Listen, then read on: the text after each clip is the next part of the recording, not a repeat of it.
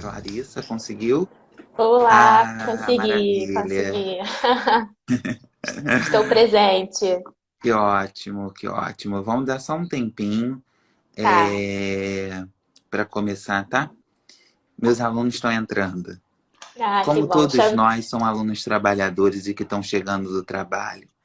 Sim, também É chamei alguns isso. alunos queridos. É exatamente, que bom. Sabrina, Vamos unir. querida, Josilene, Ana Paula presente, acho que a Ana Paula é professora.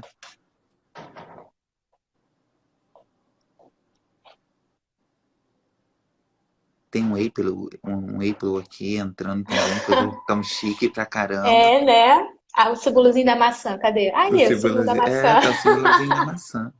Será que a Ganhamos gente vai até ter coração. patrocínio? Teremos Pode ser, patrocínio nessa pode live. ser, pode Será? ser. Será? Agora a educação vai ser super valorizada, né? Nesses Totalmente. tempos Vai ser a partir de difíceis, agora. com certeza. G Lima também, seja bem-vinda. Eu acho que é João, Mari, Ana Paula é minha aluna, quase pedagoga. Ela escreveu, quase não, Ah, que né? bom. Eu já trato os meus alunos já como colegas já. Aí, tá recebendo elogio, hein, ela? Tá bonito Eu tô hoje, hein? recebendo elogio. A pessoa tá bonita hoje. Claro, Não tomei até é? banho pra estar aqui, rapaz. É Tá ruim, né? perfumado? Passou um perfuminho? Claro, óbvio, tomei um banho Com pra estar aqui com os certeza, meus alunos, estar aqui com você. Tem que tomar um banhozinho. com certeza. Deixa eu ver mais ou menos. Vamos, ainda faltam 2 minutinhos, né? Isso. Ah lá, nossa querida orientadora, Helena. Helena? Ai, meu Deus, Helena! Helena! Amamos você, Jesus! Tiago. Olha, Ai, a Sheila, aluna Jesus! querida. Helena não faz. Helena não faz Nossa, pergunta difícil, pelo amor Helena, de por favor, Deus. a gente tá com uma especialista do campo da didática, no campo da formação de professores. Alô? Ó, tô Pelo tremendo. amor de Deus, Helena, por favor. Ai, ai. O Thiago também, acho que aquele ali era o Thiago. Ah, que É, lindeza. eu vi o Thiago. Também amamos Érica, você, querida, Helena. presente, ótimo. Neide.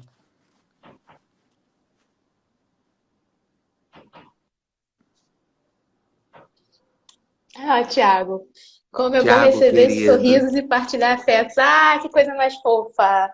Thiago é Só gente maravilhoso. linda. Maravilhoso. FFP presente, né? FFP presente. Presente.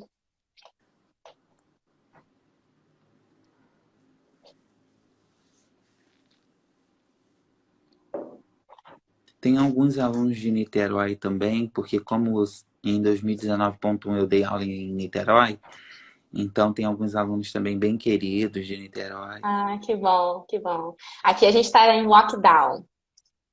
Ah, Estamos sim. reclusos. Mas a gente vai sair quinta-feira, né? Vamos ver. Amanhã. A gente vai para laranja. Vai sair do vermelho e vamos para a etapa laranja. Ah, entendi. Pera aí, Helena falou alguma coisa ali. Ah, Mode- elogiou seu modelito. Ah, obrigada, obrigada. A Para comemorar o dia do orientadora, né? pedagogo, da pedagoga, né? Dia da pedagoga bem. Cadê a maçã? Cadê a É, maçã? pois é.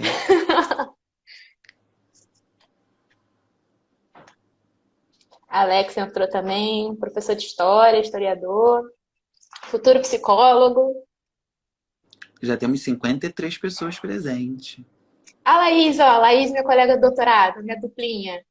Laís tá entrando aí também. Pera aí, alguém falou alguma coisa aqui. Rosiette, bem-vinda. Carlos, bem-vindo. É porque depois daqui eu vou dar aula, né? Então, minha Ah, turma, sim. eu começo a turma às 18h50, de didática, inclusive. E Sim, sim, aí, sim. depois que terminar aqui, nós vamos para aula. Tem interação, né? Gostosa. É bacana. Na verdade, É é a minha primeira bacana. vez. que eu tô aqui na live, mas é bem bacana, né? Esse carinho, né? São pessoas queridas. Ó, a Joelza também é ex-aluna. A Laís fofa de novo. Bom, acho que a gente já pode ir começando, né? É, Podemos. é, para marcar o dia de hoje, até porque é um dia muito especial, né? Principalmente Uhum. para a pedagogia, para os pedagogos e pedagogas. Bom, eu me chamo Alan Rodrigues, né? Sou professor da Universidade Estácio de Sá, do Centro 1. E hoje a gente começa uma série de lives, né, falando sobre o campo da educação e principalmente do momento em que nós estamos vivendo e atravessando, né? Para a gente poder pensar e refletir, eu sempre digo nas minhas turmas que a gente nunca tem uma resposta fixa, né? A educação seria a área que faz mais pensar, né, junto com a filosofia, né? E hoje acho que a gente vai conversar um pouco aqui, e não é a palestra hoje não é uma ideia de ensinar nada a ninguém, mas Uhum. da gente conversar sobre algumas questões, né?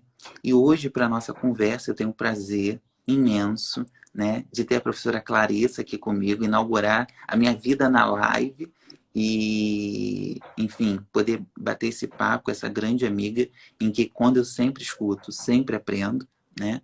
Então, hoje, na verdade, Clarissa vai falar mais que eu, tá? Eu acho que eu vou mais mediar e fazer uma consideração final. Quero agradecer a Clarissa, tá? Por ter aceito o convite. Quero dizer para os alunos, colegas, amigos, né, que estão aqui, que isso tudo vai passar, né? Mas que isso vai passar mesmo que a gente longe, nós vamos passar juntos, né? Acho que se a tecnologia tem uma das contribuições para a gente poder pensar é estar junto nesse momento, né? E acredito que essas Sim. lives irão nos proporcionar isso, né? Estar junto. E hoje a gente está junto com a Clarissa, né? Semana que vem, provavelmente outro professor, outro pesquisador estará conosco também. Quero também agradecer a nossa coordenadora, a professora Renata Ribeiro, né, em quem me fez o convite para mediar um pouco essa conversa, estar aqui presente nessa conversa. E vamos juntos. Clarissa, mais uma vez, quero te agradecer e a conversa é toda sua. Ah, é um prazer estar aqui, é uma honra estar aqui. Para quem não sabe, eu conheci o Alan no processo do mestrado, turma de 2015 da UERJ, no campus de São Gonçalo. Desde então a gente vem aproximando esses laços. É um grande professor, um grande pesquisador, uma pessoa muito querida. Eu aprendo muito com você, ela é sempre uma honra essa troca. A Alan trabalha no campo do cotidiano, nós dois com os cotidianos, né? Eu vou na área das narrativas, da pesquisa autobiográfica, então a gente dialoga bastante no campo da educação e é muito interessante, porque além do campo da educação, a gente é amigo pessoal também, né? Então, no campo pessoal, como diz o nosso querido Nova, né? O professor é uma pessoa, então a gente é atravessado por essas questões no campo pessoal também. Tem alguma pergunta, algo que você gostaria de iniciar a nossa conversa? Não, você pode ficar tranquila. E foi aquilo que a gente conversou. A Uhum. fala é sua hoje, eu só vou, na verdade, finalizar com algumas reflexões, uma resposta, se for possível, direcionada a uma pessoa. Mas, enfim, a palestra é sua. A conversa é com você. Beleza. A gente tinha conversado previamente de falar um pouquinho sobre a formação de professores, né? Todo mundo está me Aham. escutando? Tá bacana meu Eu tô áudio? perfeito. Tá, né? Então, assim, eu pensei num panorama histórico, só para a gente conversar um pouquinho, traçar esse panorama, pegando um pouquinho o estado da arte, da década de 70 para cá, a gente observa muitas marcas no campo da educação, né? Principalmente da metade da década de 70. que era efetivo, o que era evidente no campo da formação de professores da década de 70? A gente percebia uma grande influência do campo da psicologia comportamental. Então, aí, vamos pensar um pouquinho da psicologia comportamental. Um grande pesquisador e pensador que trouxe essa evidência para a gente foi o Skinner, né? Com a famosa máquina de ensinar de Skinner. Então, a gente tinha muita. A formação tinha uma influência muito da técnica. Então, a marca era da psicologia comportamental, voltado para essa dimensão técnica, nesse processo de formação de professores. Então, fazendo esse levantamento, a gente observa que na década de 70, a gente teve uma visão muito pautada, né, na experimentação, na racionalização, na exatidão, no planejamento. Então, isso vai tornar-se uma questão principal para o campo da formação de professores. A gente está olhando para a década de 70, mas vamos olhar um pouquinho para agora. A gente não está muito distante, principalmente agora nesse movimento da tecnologia, a gente observa muito a era da técnica, né? Algumas escolas priorizam muito a prova, resultados, né? A gente não está tão distante assim, não. Agora vamos olhar um pouquinho para a década de 80. O que a gente observa na década de 80? A década de 80, a gente vai trazer uma grande influência da perspectiva de caráter político. Tá? Então, assim, a gente observa essa prática pedagógica e o compromisso do educador com as classes populares. Lembrando que historicamente, a gente está passando por um processo de redemocratização do país. Então, a gente vê uma grande abertura no campo da formação de professores, né? É uma década muito importante para a gente, que vai trazer consequências para a década de 90. Que aí, como a gente disse no iniciozinho, o Alan vai pesquisar o cotidiano, eu vou trabalhar com as narrativas. Então, a gente percebe na década de 90, principalmente nessa virada do século, um grande número de estudos que vão investigar as práticas pedagógicas. Aí é nosso campo de atuação, né, Alan? Investigar essas práticas pedagógicas, conversar com os professores, entender o campo da formação, pautado também na história de vida desses professores, quem é essa pessoa, e aí a gente vai para o campo da subjetividade, né? Caiu aqui, Alan? Acho que você caiu. Não, acho que você. Agora Não? voltou. Tá Voltou. ok. Voltou, Voltou. que eu tava vendo A o loopingzinho, tecnologia. né? Uhum. Tecnologia. Então, na década de 90, a gente vai perceber um pouco essa viragem, né? Paradigmática.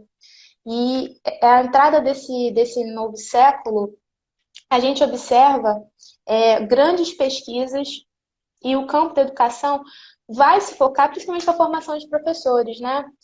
Vai investigar a construção da identidade, o processo de profissionalização docente, que é um tema muito caro para a gente, a metodologia da pesquisa autobiográfica, o campo dos cotidianos, que o Alan faz parte, que visa reconstruir, né, a história de vida, a memória desses professores, dialogar com a história de vida, com a memória desses professores, questões de gênero, relações de poder, etnia e raça. Então, a gente vai observar essa viragem, essa busca de entender um pouco mais quem é esse professor para além da técnica, né? Nós não somos só aquele que vai reproduzir o conhecimento, aquele que vai passar o conhecimento, aquele que tem algum saber, que esse saber a gente vai colocar de uma certa forma no aluno. E não é assim. Como a gente está aqui no movimento de conversa, entendemos que a partir do diálogo, da conversa, da troca, a gente amplia. E aprender também é perpassado pelo campo da emoção. Não é à toa que a gente aprende melhor, e isso traz o sentido para a nossa vida, quando a gente está afetado, quando a gente está envolvido, né? Quando a gente está literalmente apaixonado, tombado nesse processo educativo, que é muito importante. Então, a gente observa, né? Fazendo um resuminho, sobre a formação de professores no Brasil. Então, nos anos de 70, a gente observa um treinamento do técnico em educação. Então, o foco era o técnico em educação, né? Nos anos 90, a formação do educador.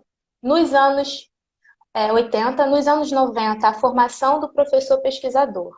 E a partir dos anos 2000, a gente observa fortes críticas ao discurso prescritivo na formação docente. Então, a gente nota a importância dessa virada. Hoje, a gente observa, a gente tira um pouquinho, né, aquela pergunta de como formar professores. A gente não está preocupado. A gente, antigamente, né, a gente agora está passando a entender como nos tornamos professores? Eu acho que é uma grande pergunta. Como nos tornamos professores? Que a gente vem aí dialogando, debatendo como nos tornamos, esse processo, né, de ser professor. E que aí passa por diversas questões. É um diálogo bastante intenso, bastante profundo. E hoje a gente está aqui no Dia do Pedagogo.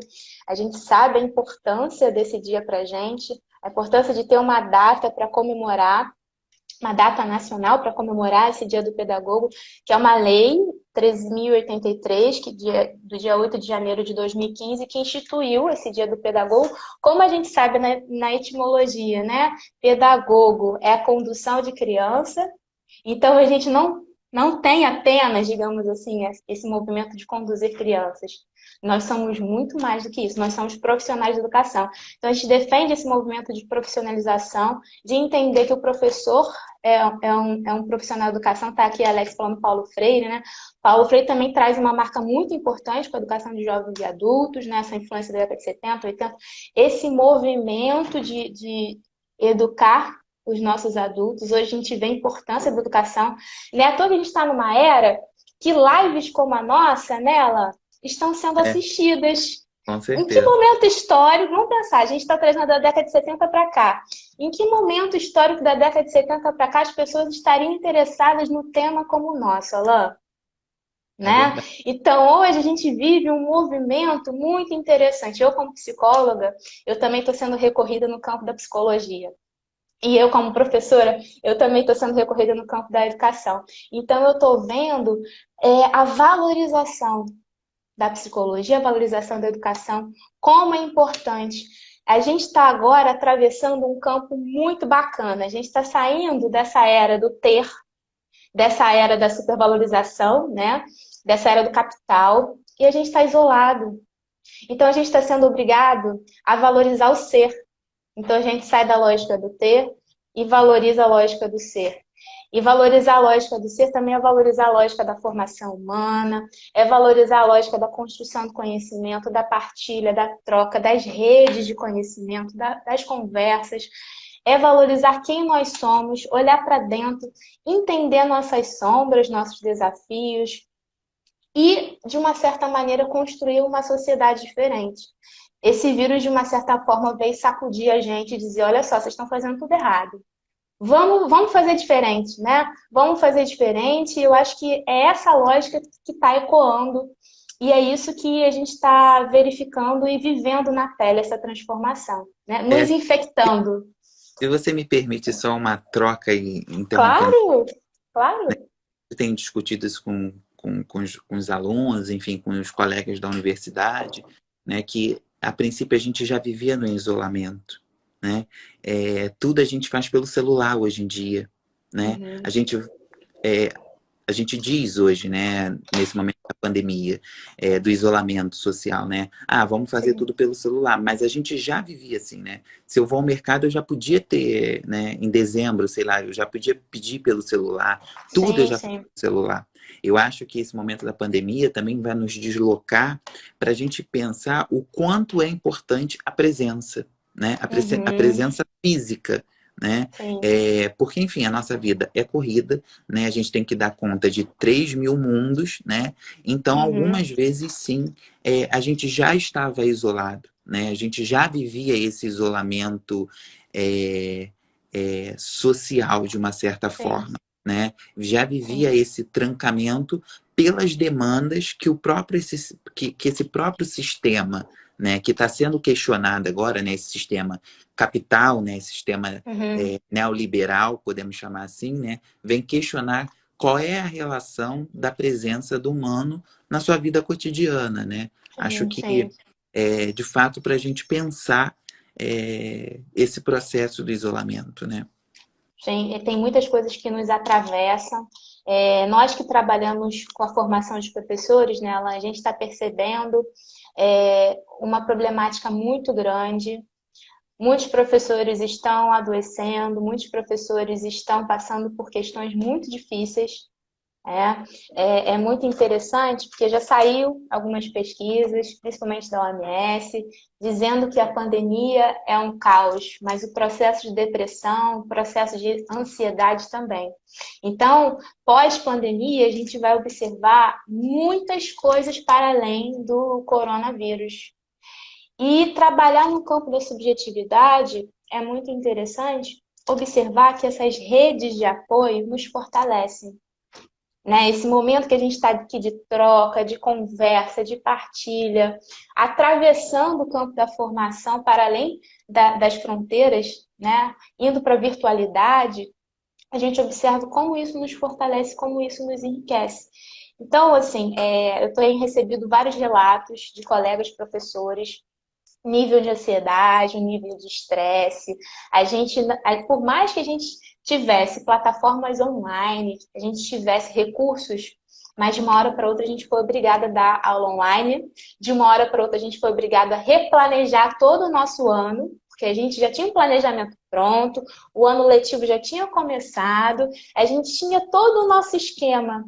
Mas é interessante, como diz o nosso Mohan sabiamente, é preciso saber lidar com as incertezas. Então Sim. a gente foi pego, e aí a partir desse momento a gente teve que replanejar. Muitos colegas estão trabalhando muito mais do que antes, né? Organizando as suas aulas, entrando nos sistemas das escolas, as plataformas que algumas não funcionam da forma que a gente gostaria, então muitas instituições tiveram que se readequar. A gente está aqui agora numa live, a gente está se readequando a esse processo, então a gente está fazendo milhões de sinapses, a gente está aprendendo bastante, novas sinapses estão sendo feitas. É muito interessante essa flexibilidade cognitiva que nós temos, somos seres humanos, estamos o tempo todo aprendendo, e a gente precisa ter um cuidado quanto a isso. O que eu estou dizendo? A gente precisa sempre fortalecer. Quando um cai, a gente pode olhar para o lado e auxiliar, né? E também tentando entender que nós temos os nossos limites. A gente está vivendo essa era perpassada pelo cuidado, cuidado de si, cuidado com o outro. Então, não é à toa que a gente precisa estar ligado ao nosso movimento de ligação, como diz a própria psicologia analítica, né? Esse eixo ego-self está centrado, né? Buscar esse centramento. E de acordo com a nossa ética, de acordo com quem nós somos, né? Para que a gente possa passar por esse movimento de uma forma mais tranquila, porque não é tranquila. A gente não sabe o que pode acontecer. A gente pode Uhum. descobrir a vacina a qualquer momento, como não pode. A gente não sabe. Aí a gente vê também a importância da pesquisa, né? Nós que trabalhamos com pesquisa, a gente observa o quão é importante ser pesquisador e valorizar a pesquisa no nosso país. A descoberta do vírus, a gente precisa dos nossos cientistas, né? Os nossos cientistas precisam estar bem, nosso sistema de saúde, nossos médicos, enfermeiros, enfim, todos os profissionais do campo da saúde precisam estar protegidos. E a gente viu literalmente que a gente trabalha em rede. A gente precisa de todos. Todos os profissionais, a gente precisa de todos, para que a gente possa sobreviver. Eu e você somos privilegiados, estamos aqui em casa, né? Temos uma caminha quentinha, temos uma comida gostosa. A gente pode ficar em casa isolado, mas a gente sabe que muitos não podem. Muitas crianças, alunos nossos, colegas, não podem ficar isolados, né? Então, Uhum. Sim. estão aí mais expostos a esse vírus. E aí, Alan, eu observo nessa perspectiva que a gente precisa ter um cuidado muito grande com os nossos colegas professores e com a gente também, entender os nossos limites, saber dizer não. Saber dizer não, acho que é muito importante. Dizer não para o outro e às vezes dizer não para você. Entender o que você pode fazer, qual é a sua responsabilidade ética. Há pouco tempo eu estava ouvindo uma live do Novo, eu achei muito interessante, ele trouxe uma fala pertinente.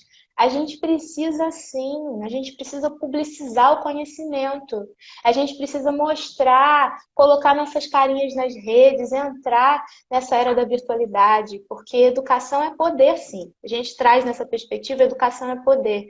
Então, a gente tem um certo receio, uma certa vergonha de expor, mas pelo contrário, a gente vencendo essa vergonha, a gente cresce, a gente troca, novas conexões são feitas, novas sinapses são feitas e a gente contribui socialmente para que haja uma transformação social. O povo informado tem possibilidades de buscar outras saídas, tem outras possibilidades, né? Quando a gente busca informação, a gente pode sim, né, agir de acordo com os nossos direitos e deveres. A Uhum. gente sai da era da alienação. Eu acho que é muito importante. Essa era da live está sendo muito bacana, porque a gente está tendo live de tudo. Tudo que a gente quiser saber, a gente está tendo live, a gente É verdade. acessa tudo. Eu agora estou estudando um pouquinho de mercado financeiro. Quero entender como funciona essa lógica de investimento, como investir capital, que assim é um tabu para a gente, né? Não foi Uhum. ensinado, a gente não tem aula de economia financeira nas escolas. As Uhum. escolas não trabalham com economia financeira. A gente não tem uma disciplina que vai trabalhar, por exemplo, inteligência emocional, não é? Então, assim, são coisas interessantes porque muitos profissionais estão aí divulgando conhecimento, divulgando saberes e a gente só tem a ganhar com isso, né? E nós, enquanto professores, é o nosso dever social, é o nosso compromisso social e ético estar sempre buscando informação, né? Conhecimentos, novos conhecimentos, mais até do que informação, essa era da informação que gera informação como um capital, né? Se a gente for um pouquinho pela ideia do Benjamin, do periodismo, né? Essa era da Sim. informação, mais do que isso, mais conhecimento, saber, troca, partilha. E transformar essa lógica de conhecimento pode ser algo de fácil acesso. Por que não? Né? A gente está vendo aí lives de pessoas no campo da área do direito, no campo desse conhecimento jurídico, que até então era algo difícil para a gente, falando de uma forma tranquila, trazendo para a gente.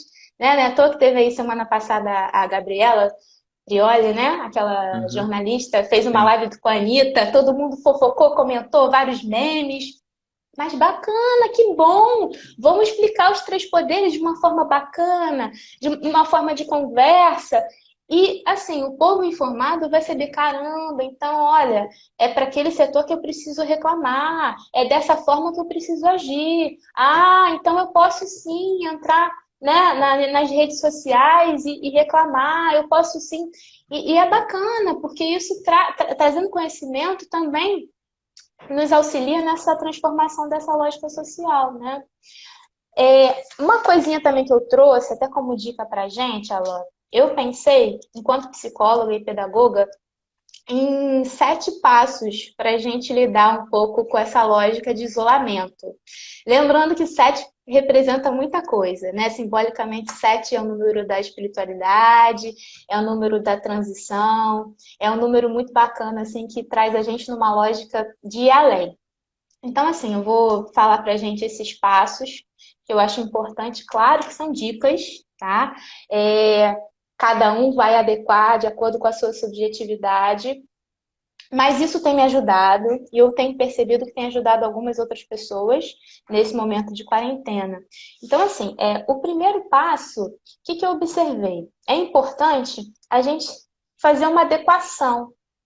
A gente Uhum. está numa outra realidade. Então, a gente precisa de uma adequação, até cognitiva mesmo. O que eu chamo dessa adequação? Uma rotina, entendendo os nossos limites, né? Beleza, eu tenho alguns compromissos, eu tenho algumas tarefas, então eu preciso estabelecer alguma rotina, entender os nossos limites, entendendo que às vezes tem dia fazendo o mínimo é ótimo, porque você fazendo o mínimo, você vai ter energia para depois fazer um pouco mais. Entender os nossos limites. Quando eu falo rotina, é fazer uma organização. Olha, vai ter um dia que eu não vou estar legal, mas beleza, eu vou ver um filme gostoso, eu vou comer uma coisa bacana, assim, né? Vou me distrair, vou ligar para um colega. Então, eu vou buscar criar estratégias e mecanismos para lidar com esse movimento de isolamento. Eu, por exemplo, eu gosto muito de fazer atividade física. Quem tá aí no meu Instagram sempre vê eu treinando em casa, que é uma coisa que eu gosto, me ajuda, libera endorfina, serotonina, dopamina, noradrenalina, enfim, eu gosto de fazer atividade física. E como diz a Larissa, né? Rotina também ajuda nessa organização interna, bem bacana. A Larissa também é psicóloga, então ela está aqui auxiliando nesse processo. Então é muito bacana. Então o primeiro passo é rotina, criar alguns hábitos, readequar a sua rotina para essa época de quarentena. O segundo passo é evitar ficar retroalimentando o medo. O que é retroalimentar o medo? Ficar vendo esses noticiários. Né? Ah, não sei quantas pessoas foram enterradas hoje. Fake news. Ficar nessa era do medo, com medo de tudo. A qualquer momento você é infectado, você é contaminado. E é muito interessante, se a gente retroalimenta o medo, a gente cai no movimento da ansiedade. E se a gente está ansioso, a gente diminui a atenção. Ansiedade e atenção andam juntas.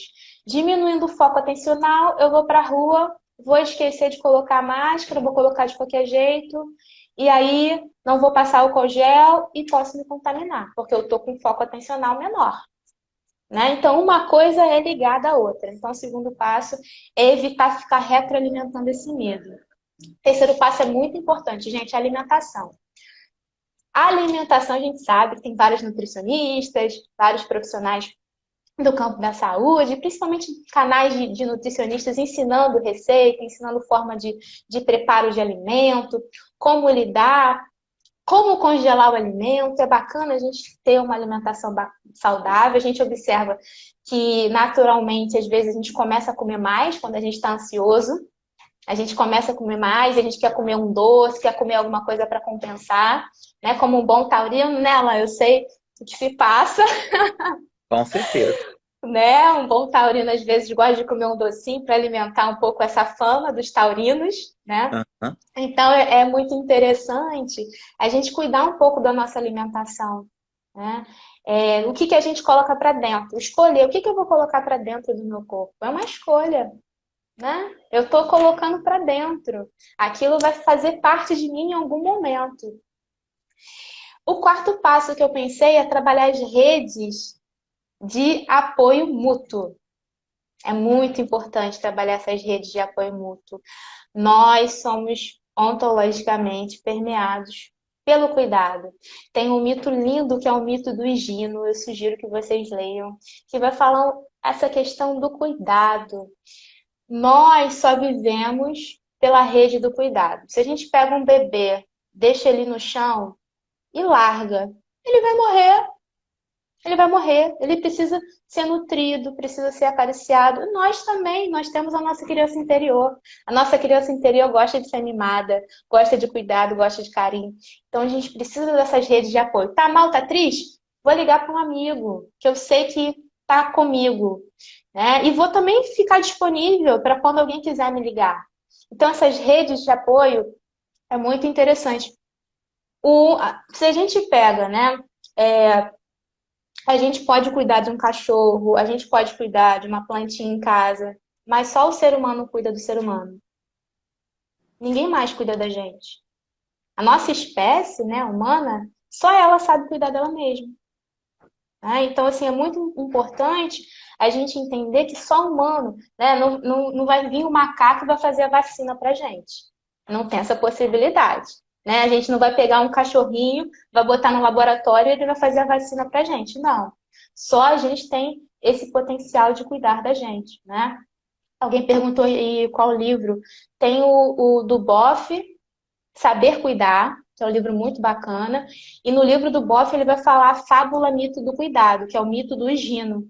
Eu sugiro a leitura. Está disponível aí nas redes sociais, esse mito do Higino, na internet. Hoje em dia o saber está na rede, né? A gente consegue facilmente. E quem tiver dificuldade também pode me seguir no meu Instagram, que aí a gente pode trocar, tá? Tá aberto. Meu Instagram também tá aberto. Tô aí super aberta para diálogo. E depois dessa rede de apoios mútuos, o quinto passo, eu pensei muito nesse movimento da espiritualidade, independente da religião que você tenha. esse movimento de conectar-se com o seu movimento sagrado, né? Quem gosta de meditar vai meditar, quem gosta de ir para o terreiro vai, né, buscar amigos. Assim, hoje não é possível ir, mas tem, né, movimentos aí que é possível.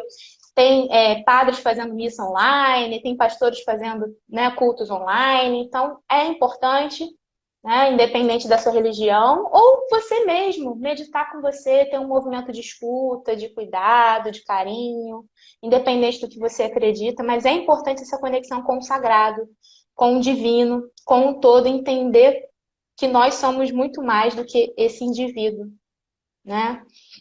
A gente olha um pouquinho, o mesmo cálcio que está nas estrelas, esse mesmo cálcio que está nas estrelas, está nos nossos ossos, né? Então a gente é conectado com o todo, a gente não é desligado da Terra, a gente não tem esse movimento de ruptura, como a racionalidade ensinou pra gente. Essa era da técnica, essa era da racionalidade ensinou pra gente que a gente é um ser separado, fragmentado. Mentira, isso é uma mentira, porque um vírusinho que a gente não vê está mudando o planeta, né? A gente não sabe que vírus é esse, a gente não visualiza, mas um vírusinho mudou o planeta, está mudando o planeta. Então, está muito nítido que a gente está conectado, né? Que a gente tem essa Eu ligação com esse acho, todo. e eu acho que também é um pouco o que você falou no início, né? Enfim, a gente não se torna professor só porque a gente fez 4 anos de curso, né? É claro, esses 4 anos, 5 anos, nos ajudou a pensar o papel da docência, né? Uhum, Mas tem algum outro percurso, alguma outra experiência também que vai nos fortalecer nessa compreensão de ser professor, né? De estar na uhum, docência, né? A gente escuta muito, acho que eu vou falar um pouquinho sobre isso, né? Da desvalorização do professor, né? Que o professor é aquele que não sabe algumas coisas, né? Mas a gente sabe muitas coisas, né? Claro que a gente sabe coisas diferentes, né? E, uhum, obviamente, esse saber não é um saber somente acadêmico, né? É um saber que a gente vai uhum. construindo ao longo da vida, né? E, às Sim. vezes, a gente até não espera ser esse... não espera encontrar essa docência, mas a gente acaba encontrando, né? Uhum. Sim, e é um processo, né? É um processo dialógico o tempo todo na dialogicidade, na troca, e a gente descobre professor e olha para esse processo o tempo todo. E é muito interessante, eu gosto muito desse processo de aula. Não vou falar da aula, que é uma troca, né? Esses dias eu até estava conversando com umas alunas queridas e agradecendo, obrigada por me fazer cada dia uma melhor professora, né? Cada dia mais uma É, eu melhor falo, professora, Eu falo isso né? também na minha aula. Às vezes a gente recebe algum. Você viu aqui, né? Saudades, Alain, e não sei o quê. E eu sempre Uhum, conto para eles. Eu falo, não é porque minha aula é boa, ou enfim, somos nós, né? Coletivamente, que a gente sim, que faz a aula, né? sim, É sim. junto que a gente É cria junto. essa aula, né? Não, é muito interessante, porque quando eu comecei a dar aula no ensino superior, eu entrei um pouco nessa era da técnica. Olha que bacana. Então, eu chegava com os textos, né, com um vocabulário mais rebuscado e trazia alguns conceitos. Eu tinha acabado de sair do mestrado, a gente tinha acabado de... Estava no processo de defesa, ou seja, meu cabeção estava enorme. Eu estava com conceito, eu sabia páginas de livro, sabia trechos. Aí eu cheguei com o cabeção. Aí eu falei, gente, mas peraí, né? Eu sou novinha, né? Tem essa cutis novinha. Aí alguns alunos falavam assim pra mim, Clarissa, você chegou, eu não dei muita confiança não, mas quando você começou a falar coisas difíceis, aí eu vi que você era professora. Você começou a falar coisas difíceis, palavras difíceis, aí eu dei credibilidade pra você. Mas ao longo desse processo, a gente observa que quanto mais natural, quanto mais aberto, mais dialógico, a gente fala, coisas profundas vêm e muito mais até do que esse saber técnico, Sim, né? Porque a gente acessa a alma. Olha que bacana. A com gente acessa a certeza. alma. Então, conversas de almas são conversas que trazem um sentido e, quiçá, aprendizagens, né? Não é isso que a Uhum, gente objetiva? com certeza. Aprender, né? Não é o nosso foco, a aprendizagem. Então, sair um pouco dessa armadura, desse movimento da técnica e para o movimento do ser. E para o movimento literalmente da formação humana, da troca, da conversa, do diálogo, né? Então, eu vou finalizar esses passos. Então, o sexto passo, que é importante, que é o movimento da reforma íntima. Então, a reforma íntima, vocês podem buscar auxílio de profissionais, por exemplo, psicólogos, né? Ah, beleza, eu não gosto de psicologia, que eu acho uma coisa muito técnica, enfim, não quero muito ciência, mas a gente sabe que tem diversas terapias. Tem terapias alternativas aí. Ah, eu gosto muito de cristais, eu gosto muito de, enfim, eu gosto muito de reiki, enfim, X questões, mas assim, a gente tem várias terapias alternativas. Eu sou psicóloga, óbvio que eu vou defender a psicologia, que eu vejo a importância da psicologia. Eu faço terapia há anos, né? Venho há anos nesse processo, não sou psicóloga sem antes passar e estar passando por esse processo, que é muito importante. Porque quando eu estou nesse processo de autoconhecimento, eu não vou me misturar muito com a história do outro, né? O que eu estou querendo deixar claro? Se eu vejo alguém passando por um problema com a mãe, e se eu estou passando um problema com a mãe, eu vou chorar. Não vou conseguir dar apoio ao outro. Né? E professor é importante. Se eu estou na sala de aula e se eu recebo um aluno de 8 anos, uma criança, e eu estou vendo que ela está tendo esse problema com a mãe, e se eu tenho esse problema com a minha mãe, como é que eu vou dar apoio para esse menino de 8 anos? Né? Então, Uhum. eu preciso entender, como terapeuta de família, eu preciso entender a minha história familiar, qual a minha missão da minha família, qual é o meu papel dentro da minha família, me diferenciar, né? Levar para mim o que é importante e o que eu posso deixar. Isso eu quero, isso eu não quero, né? E esse processo de diferenciação a gente consegue a partir da terapia, que é muito importante. Então, essa reforma íntima é a sexta etapa que eu acho muito bacana, aproveitar que a gente agora tem tempo, né? Ninguém pode dizer, ah, não tenho tempo mais. Tempo a gente tem. Tempo para olhar para si, para cuidar de si, para buscar transformação, agora a gente tem, né? Tudo bem que a gente está aí trabalhando online, a gente está com diversas demandas, mas agora a gente tem uma justificativa social para se recolher, né? E é até bonito ficar em casa recolhido. Você é até elogiado se você está respeitando o isolamento, né, social. O sétimo passo, que é muito importante, cuide da sua morada externa, desse Uhum. externo, e isso vai agir de acordo, em consonância com a sua morada interna. Claro.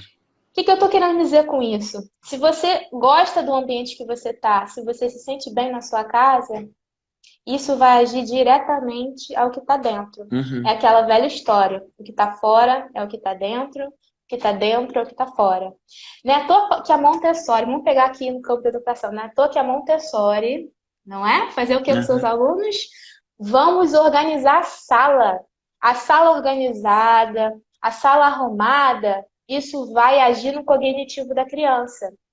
Então, a gente precisa de uma rotina, precisa de uma organização, para que aquela criança tenha possibilidades também de se organizar internamente, né? Então, Sim, sim. assim, são 7 dicas que eu compartilho com vocês.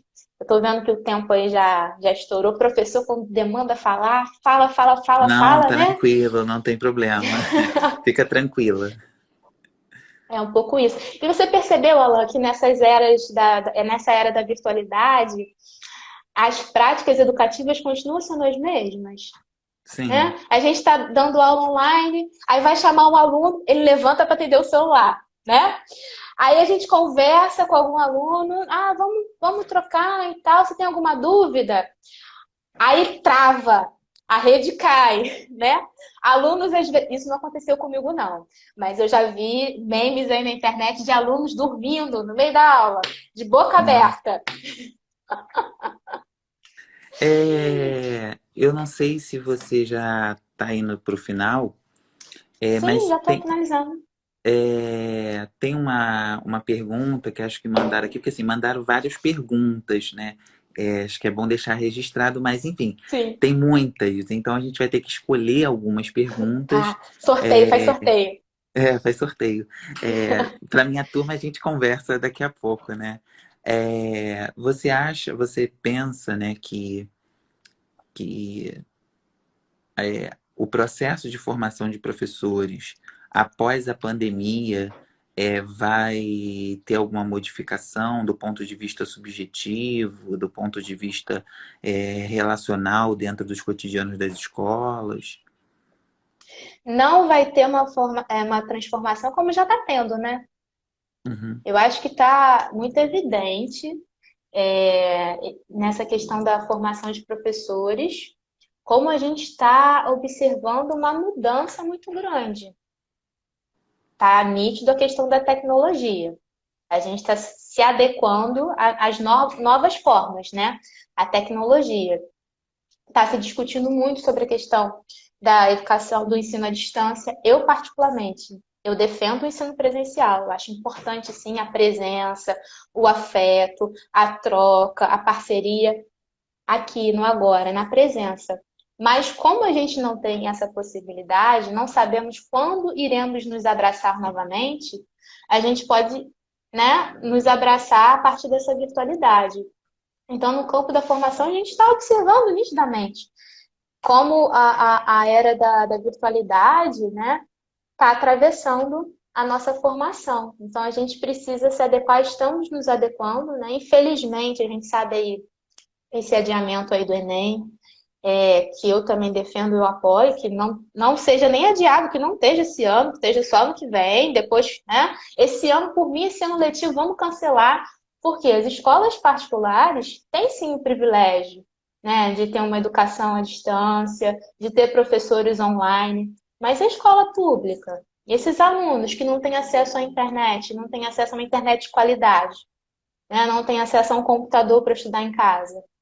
Então, entendi. assim, são muitas questões aí que atravessam e eu observo, sim, que já está transformando.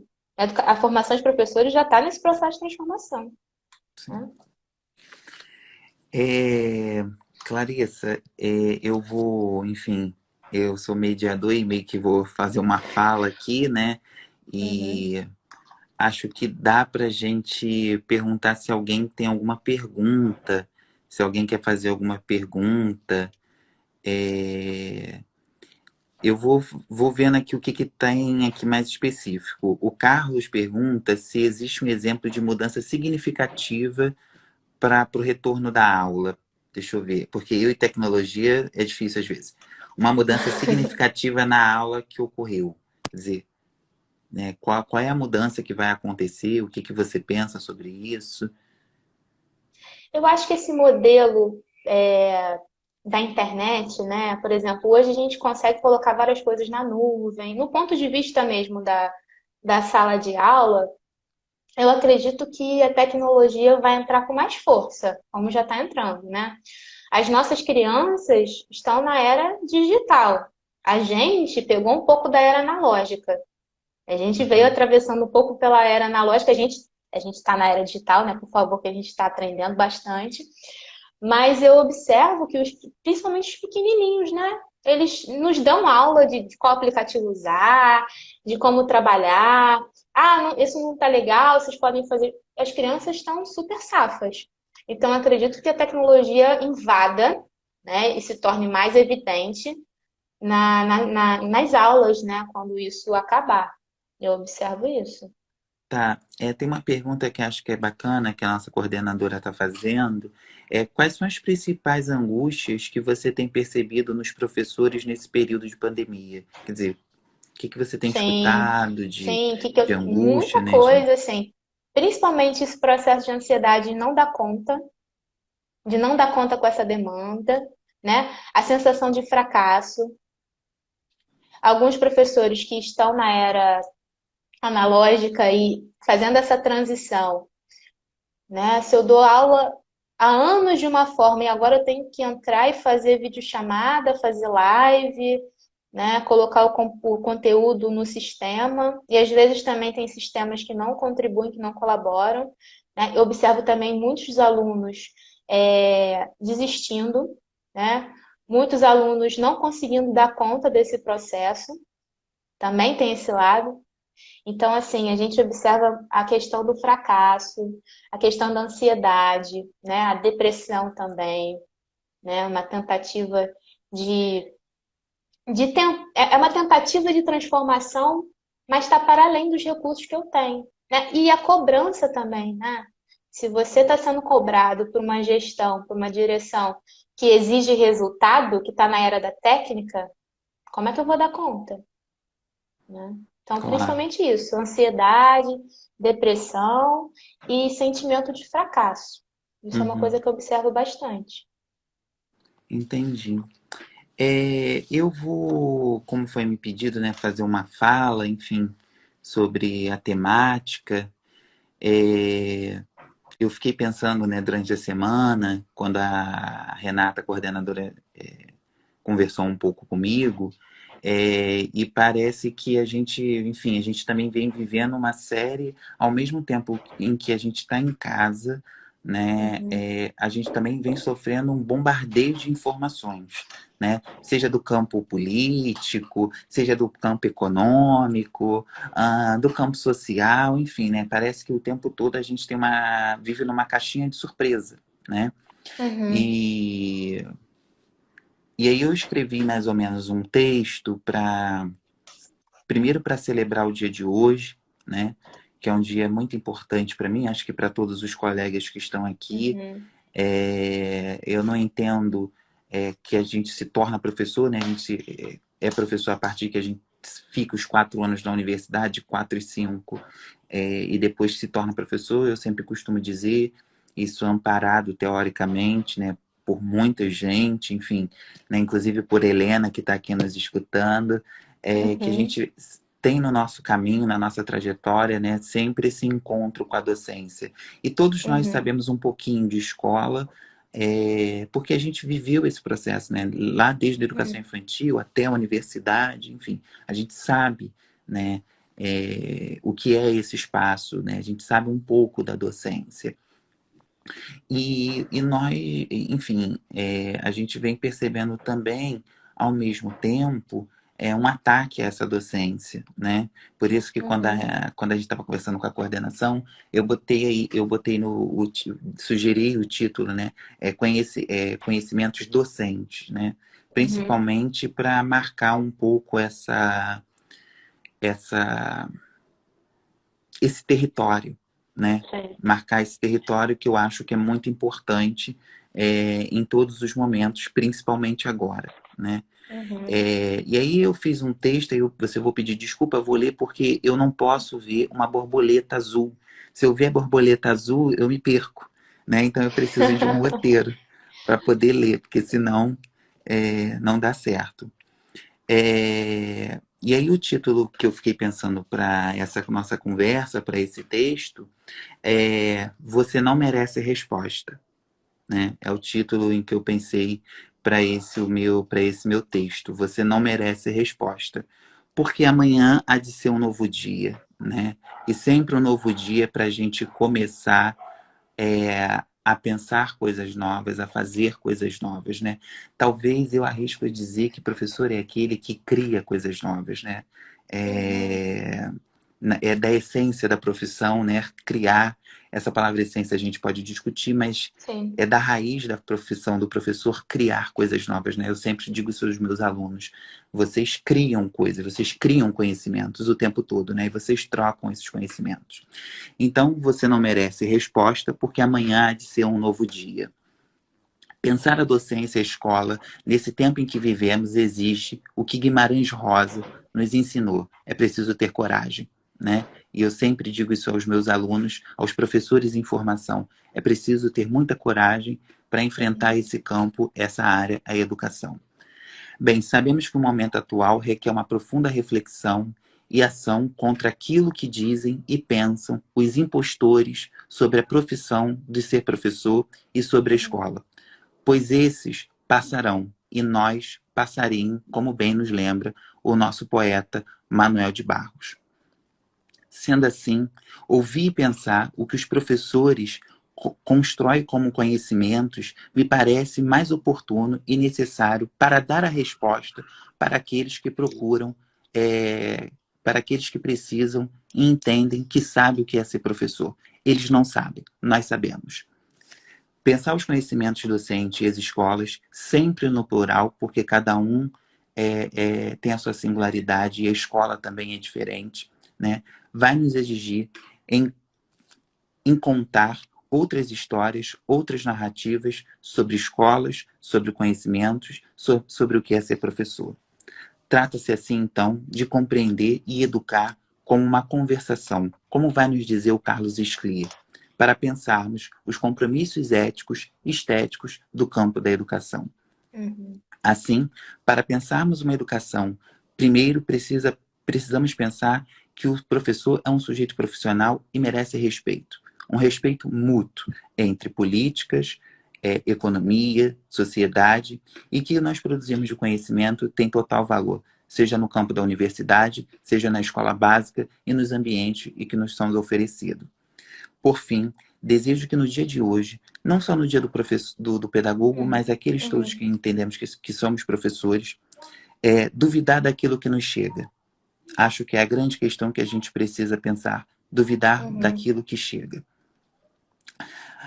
Desejo que a gente possa sempre estreitar os laços afetivos, como vai nos sugerir Spinoza, Baruch Spinoza, que é através dos afetos alegres, né, que a gente mobilize, em que a gente age, né, negando, sim, algumas imagens fixas, né, fixas de escola e docência, né, e pensar principalmente no que o Paulo Freire vai nos ensinar. Ninguém liberta ninguém. Nós, seres, nos libertamos em comunhão o tempo todo, né? Então, é essa mensagem que eu quero deixar, né, para o dia de hoje, para os colegas, alunos que estão aqui, em que a gente não precisa dar resposta a algumas coisas, né? A resposta vem no outro dia, como vai nos ensinar o Chico Buarque, né? E nós vamos mostrar. Vai demorar muito, né, talvez, né, em passos de formigas, né, a trazer essa resposta, mas a gente vai dar resposta, né? E que esse afeto da tristeza não nos representa, né? Uma escola triste não nos representa. Um professor que não sabe, né, como dizem os impostores sobre a educação, não nos representa. Mas eles a gente não precisa citar, a gente precisa esquecer. Né? Porque a gente sabe do que a gente faz. Nós sabemos que os nossos professores na escola básica, de norte a sul desse país, são produtores de conhecimentos. Aceita, né? Aceita essa. E que para você chegar a ser professor, não é para qualquer um. Ser professor hoje, principalmente nesse país, demanda muito esforço. Os meus alunos chegam na universidade. Você salvou a live, Alan? Você salvou a live Salvei no anterior? IGT. Ai, graças a Deus. Eu tava, gente, assim, salva a live, salva a live. Pois é, mas eu não sei o que aconteceu. Mas é só Não, é falar porque nos... é 1 hora, o Instagram é 1 hora exatamente e ele cai. Ele Ah, é Cronos, sabe o Cronos, aquele do tempo que corta? É ele. entendi. Bom, então é para fechar, é só para a gente, né, resumir aqui que a gente precisa pensar isso, né? Que esse país precisa ser representado por outras histórias, né? E pensar a docência, pensar os conhecimentos, pensar as escolas, é pensar através dessas novas narrativas, né? Novas narrativas que para mim são caras e para você também, né? Que vêm da escola, né? Que vêm dos professores. Então, acho que a gente pode, sim, não dar a resposta a algumas questões, né? Que não merecem resposta mesmo, né? Não merecem a nossa atenção, né? Eu quero, enfim, eu quero agradecer a Clarissa imensamente, né? A gente já está chegando na nossa hora. Eu ainda vou continuar com uma turma de didática. Quero agradecer muito aos colegas presentes, enfim. Quero agradecer a Renata, né, a nossa coordenadora, a professora Renata Ribeiro, e agradecer a Estácio, né, que é a nossa instituição e que vem aí, né, disponibilizando espaço para a gente fazer essas discussões, de fazer essas reflexões. E como eu disse no início da live, né, a gente aqui hoje não trouxe resposta, né, porque não é a resposta que vai resolver o problema, né, são as questões, né, são as questões que movimentam o mundo. Então, acho que nós ficamos aqui para dizer, você não merece resposta e nós somos muito mais que qualquer coisa que digam da nossa profissão, né? Sim, Clarissa, você sim. quer fazer uma palavra com final? Sim, eu gostaria de agradecer o convite, a troca. Eu estou muito grata. Eu saio daqui muito melhor do que eu entrei. Tenho certeza disso. Essa experiência vai continuar ecoando, me atravessando. Estou muito feliz com o carinho de vocês. Eu estou vendo comentários maravilhosos, pessoas queridas. E a gente precisa cada vez mais fortalecer essas redes de apoio, vencer nossos medos, né? Colocar nossa carinha e Uhum, cada vez mais compartilhar e trocar. Não é porque a gente está na academia, que nós somos futuros doutores, que nós temos um conhecimento melhor ou pior. Pelo contrário, a gente tem uma função social de partilha, né? O nosso uhum. compromisso social é de partilha, de trocar, de sair um pouco dessa era da técnica, de que o saber acadêmico é um saber melhor do que o saber comum. Pelo contrário, né? A gente só ganha trocando, a gente só ganha compartilhando. E muito obrigada pelo convite, Alan. É sempre bom estar com você, é sempre bom trocar com você. E agradecer a todo mundo que participou dessa live, a todo mundo que colocou coraçãozinho, fez pergunta, trouxe opinião e eu estou muito grata com esse processo. Obrigado. Eu só quero destacar também uma presença aqui para nós ilustre da professora Helena Fontoura Amaral, Fontoura, que é professora da sim. UERJ, inclusive é orientadora da Clarissa, né? É uma pesquisadora do campo da formação docente, do campo da didática, né? Eu fui aluno Referência, referência. referência, uma grande referência. Então, assim, foi muito bom ter a presença da Helena. Eu não sei se ela ainda está aqui, né? Ela estava até antes da gente cair. Então, muito Sim, obrigada, Helena, pela sua presença, te agradecer e viva nós. viva Pessoal de nós. didática, vamos embora para a aula. Tchau, Beijo, Clarissa. beijo, tchau, Beijo. tchau. Tchau.